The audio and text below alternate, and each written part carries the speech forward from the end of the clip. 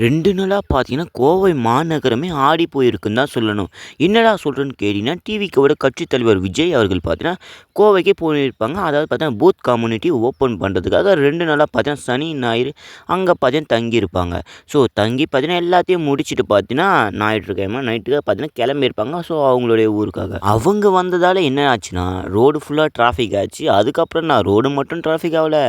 இங்க விமான நிலையத்தில பார்த்தீங்கன்னா, கோவை விமான நிலையத்தில பார்த்தீங்கன்னா, அந்த அளவுல எல்லாத்தையும் பார்த்தீங்கன்னா நாசம் பண்ணி வச்சுருக்காங்க. அவங்களுடைய தொண்டர்களும் இல்லாம ரசிகர்கள் 2 பேரும் சேர்ந்து பார்த்தீங்கன்னா, அவ்வளவு நாசம் பண்ணி வச்சுருக்காங்க விமான நிலையத்தில. ஸோ அங்க அப்படி இன்னும் என்ன நடந்ததுன்னு எல்லாத்தையும் நான் உங்களுக்காக சொல்லலான்னு இருக்கேன். ஸோ அதுக்கு முன்னாடி சேனலை சப்ஸ்கிரைப் பண்ணி வச்சுட்டு, வீடியோக்கு உங்களோட லைக்கை கொடுத்துட்டு உங்கள் ஃப்ரெண்ட்ஸுக்கு ஷேர் பண்ணிட்டு மறக்காம சப்ஸ்கிரைப் பண்ணி வச்சுங்க. வாங்க வீடியோக்குள்ளே போகலாம். உங்க எல்லாருக்கும் இந்த ஒரு விஷயம் தெரிஞ்சிருக்கும்னு நினைக்கிறேன். ஏன்னா இப்போ பார்த்தீங்கன்னா ரீசெண்டா விஜய் அவர்களுடைய கடைசி படமான ஜனநாயகம் இது முடிஞ்ச உடனே பார்த்தீங்கன்னா, ஸோ தமிழகம் முழுவதும் பார்த்தீங்கன்னா சுற்றுலா வரப்போறதா சொல்லியிருந்தாங்க. அதாவது பார்த்தீங்கன்னா தமிழகத்தில எந்தெந்த இடத்துக்குலாம் போய் முக்கியமா சந்திக்கணுமோ எல்லாத்தையும் பார்த்து சுற்றி பார்த்துட்டு வரணும். ஸோ அவங்கவங்களுக்கு என்னென்ன குறை இருக்குது எல்லாத்தையும் தீர்த்து வைக்கணும்னு பார்த்தீங்கன்னா ஒரு முடிவு எடுத்திருப்பாரு விஜய் அவர்கள். ஸோ அவங்க பார்த்தீங்கன்னா இப்போ இந்த ஜனநாயகம் படம் பார்த்தீங்கன்னா ஒரு அரசியல் படமாகவும் வந்திருக்கு. ஸோ நிறைய மக்கள் விரும்பக்கூடிய படமாகவும் இருக்கும்னு நான் நினைக்கிறேன். ஏன்னா விஜய் அவர்களுடைய லாஸ்ட் படம் இது. ஸோ இனிமேல் அவங்க மூவி அந்த பக்கமே போக மாட்டாங்க. முழுக்க முழுக்க முழு நேர அரசியல்வாதியாக பார்த்தீங்கன்னா, இப்போ மாறிக்கிட்டு வரதுக்கு ஒரு முக்கியமான காரணம் கோவையில இருக்கிற பூத் கம்யூனிட்டி ஓப்பன் பண்ணுறதுக்காக. அவங்க என்ட்ரி கொடுத்தோன்னே அதாவது பார்த்தீங்கன்னா, கோவை விமான நிலையத்துக்கு வந்த உடனே பார்த்தீங்கன்னா, ஏகப்பட்ட வைப்பு வேற கொடுத்துருக்காங்க. அதாவது பார்த்தீங்கன்னா, அவங்களுடைய தொண்டர்களும் சரி, ரசிகர்களும் சரி அந்த அளவில் பார்த்தீங்கன்னா என்கரேஜ் பண்ணியிருக்காங்க. அதாவது பார்த்தீங்கன்னா, கிட்டத்தட்ட 2000க்கும் மேற்பட்ட மக்கள் பார்த்தீங்கன்னா, விமான நிலையத்தில வெயிட் பண்ணியிருக்காங்க விஜயை வரவேற்கிறதுக்காகவே. நான் இவங்களுக்காக சொல்லவே தேவையில்ல. இவங்களுக்கு பார்த்தீங்கன்னா, கிட்டத்தட்ட லட்சத்துக்கும் மேற்பட்ட ரசிகர்கள் இருக்கிறாங்க. ஸோ ரசிகர்கள் எல்லாரும் பார்த்தீங்கன்னா, எப்படி இருப்பாங்கன்னு உங்களுக்கே தெரியும். அதாவது பார்த்தீங்கன்னா, ஸோ இவங்க போகிற வழி எல்லாமே பார்த்தீங்கன்னா, ரசிகர்கள் பார்த்தீங்கன்னா பின்தொடர்ந்து போய்க்கிட்டு இருக்காங்க. அதுவும் என்னென்ன பண்ணியிருக்காங்க, சாலை ஃபுல்லாக போய்க்கிட்டதுனால ஹெல்மெட் மாட்டல. ஸோ இந்த மாதிரி நிறைய தொண்டர்கள் மேலே கேஸ் பார்த்தீங்கன்னா போடப்பட்டிருக்கு. ஸோ அதுக்கு என்னென்ன சொல்லியிருப்பாங்கன்னு உங்களுக்கே தெரிஞ்சிருக்கும். விஜய் அவர்கள் எப்பப்போலாம் வெளியே வந்து மக்களுக்காக பேசணும்னு நினைக்கிறாங்களோ, ஸோ அப்போலாம் எதனா ஒரு இடையூறு வந்தது. அதே மாதிரி தான் இன்றைக்கி அதாவது பார்த்தீங்கன்னா, நேற்று ஞாயிற்றுக்கிழமை பார்த்தீங்கன்னா, ஸோ துணை முதலமைச்சர் அவர்கள் உதயநிதி ஸ்டாலின் அவர்கள் அவங்க பார்த்து நேற்று கோவைக்கு வந்திருக்காங்க.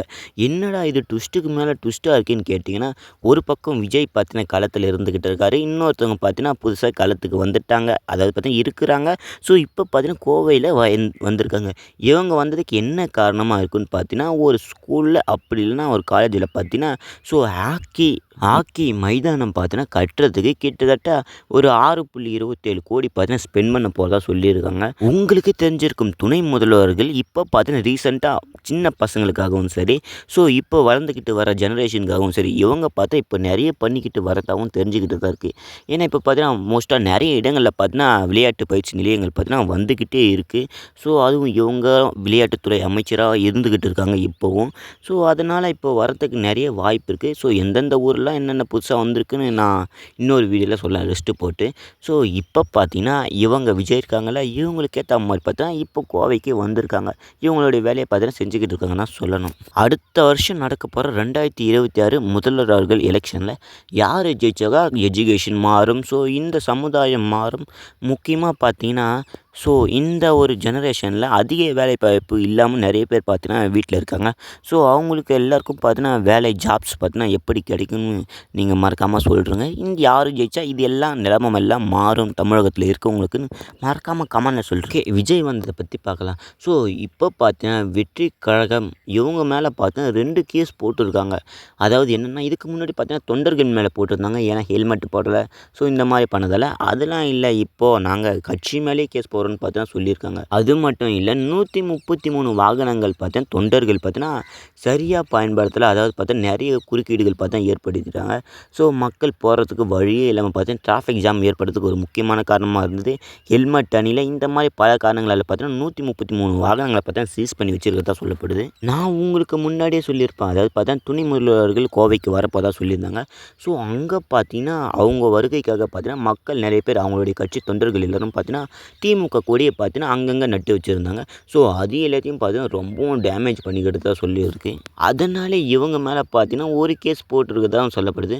ஸோ இந்த பகுதியை சேர்ந்த விக்னேஷ் பார்த்தீங்கன்னா இந்த கேஸ் பார்த்தீங்கன்னா கொடுத்துருக்காங்க. திண்டுக்கல்ல சேர்ந்த செல்லமுத்து, அதுக்கப்புறம் என்ன ஒட்டஞ்சத்திரத்தை சேர்ந்த மனோஜ்குமார். ஸோ இவங்க 2 பேர் மேலேயும் இந்த மாதிரி ஒரு புது கேஸை பார்த்தீங்கன்னா போட்டிருக்காங்க. ஸோ இந்த ஒரு வீடியோ பிடிச்சா மறக்காமல் லைக்கை கொடுத்துட்டு உங்கள் ஃப்ரெண்ட்ஸுக்கு எல்லாரும் ஷேர் பண்ணிட்டு சந்திர டாக்ஸை சப்ஸ்கிரைப் பண்ணி வச்சுங்க. அடுத்த வீடியோவில் வேறு ஒரு இன்ட்ரெஸ்டிங்கான கான்வர்சேஷனில் சந்திக்கலாம்.